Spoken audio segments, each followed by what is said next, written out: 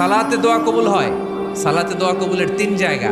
একটা হচ্ছে তাকবীরে তাহরিমার পরে আমরা সানা পড়ি না, আমরা তো একটা পড়ি, আল্লাহর হাবিব সুন্নাহ এবং নফল নামাজে আরো পড়তেন সানা, ওই দোয়া কবুল হয়। দুই নম্বর জায়গা সালাতে সেজদায় পড়ে দোয়া করলে কবুল হয়। আকরাবু মা ইয়াকুনুল আবদু মির রাব্বিহি ওয়া হুয়া সাজিদ ফাকসিরু ফীহি দুআ। বান্দা যখন সেজদায় লুটিয়ে পড়ে বান্দা আল্লাহর সবচেয়ে কাছে চলে যায়।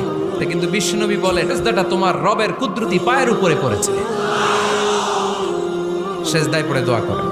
সালাম ফিরানোর আগে বিশ্বনবী দোয়া করতেন, লা ইউসাল্লিমান্না আহাদুকুম হাত্তা ইয়াতাআওয়াযা মিন আরবা'a।